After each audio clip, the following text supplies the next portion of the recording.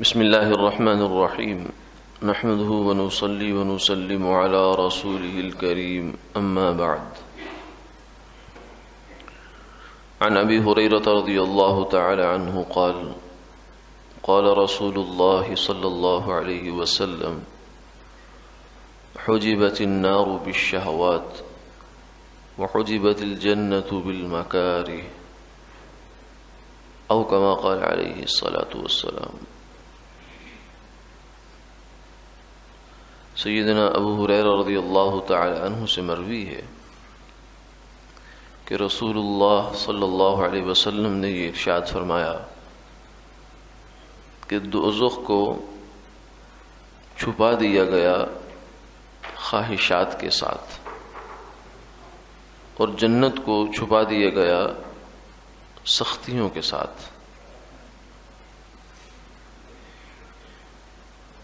انسان اس دنیا میں امتحان کے لیے آیا ہے، آزمائش اور جانچ کے لیے آیا ہے۔ الذی خلق الموت والحیات لیبلوکم ایکم احسن عملا، جس نے موت اور زندگی کو یہ پیدا کیا تاکہ وہ یہ آزمائے کہ تم میں سے کون اچھے عمل کرتا ہے۔ اس لیے بھی فرمایا افحسبتم انما خلقناکم عبثا وانکم الینا لا ترجعون، کیا تم نے یہ سمجھا ہے کہ تم بیکار پیدا کیے گئے ہو، ہم نے تمہیں بیکار پیدا کیا، بے مقصد پیدا کیا، اور کیا تم نے ہماری طرف پلٹ کر نہیں آنا؟ اس لیے اس دنیا کی زندگی میں ہم بیکار نہیں ہیں، ہمارا ہر عمل، ہماری ہر حرکت وہ کسی نہ کسی کھاتے میں جا رہی ہے۔ یعنی ہمارے عمل سے یا تو جنت بن رہی ہے ہماری، یا خدا نخواستہ جہنم بن رہی ہے۔ یہ نہیں ہو سکتا کہ ہم بیچ میں کہیں ایسی جگہ ہوں نہ جنت بنے یا نہ جہنم بنے، نہیں، بلکہ فرمایا کہ یہ دنیا میں جتنے بھی اس وقت تمہارے سامنے کام ہیں، کچھ نیکی کے کام ہیں، کچھ برائی کے کام ہیں، یہ بھی تمہیں بتا دیا۔ وَهَدَيْنَاهُ النَّجْدَيْنِ، دو راستے انسان کو دکھا دیے، زبردستی نہیں کی، زبردستی سے اس کو نیکی پہ نہیں لائے اور زبردستی سے اس سے گناہ بھی نہیں کروایا، کرے گا جو کچھ اپنے اختیار سے، اپنی چاہت سے، لیکن بتا ضرور دیا کہ جتنے بھی دنیا میں کام ہیں تمہارے سامنے ہیں، تمہاری سرگرمیاں ہیں، ان کو محض سرگرمیاں نہ سمجھو، کام نہ سمجھو، یہ کام اس کی حقیقت کچھ اور ہے۔ مثلا ذکر ہے اللہ کا، اللہ کا نام لینا ہے، تلاوت کلام پاک ہے، نماز ہے، روزہ ہے، حج ہے، زکوٰۃ ہے، سچ بولنا ہے،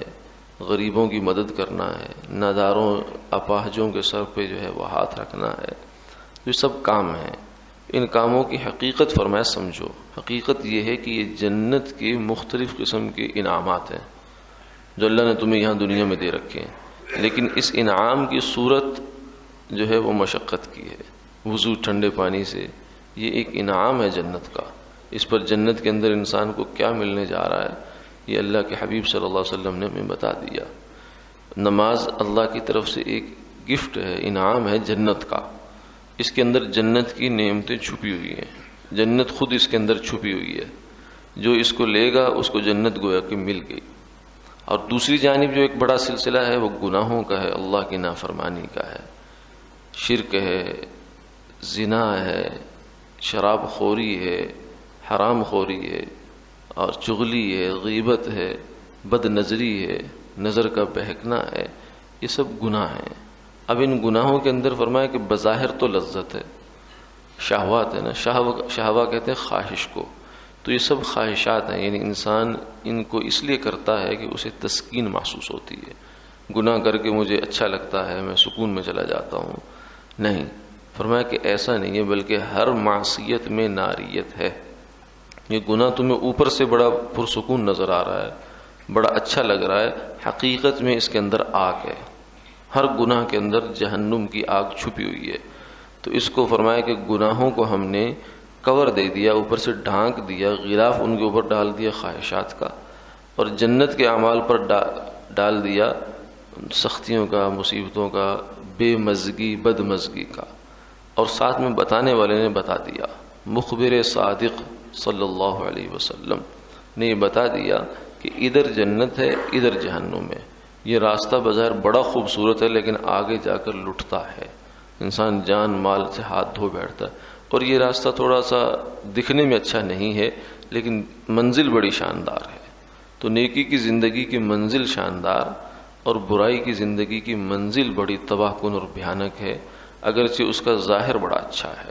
تو اس لیے فرمایا کہ تم اپنے اعمال کا محاسبہ اس لحاظ سے بھی کرو کہ تم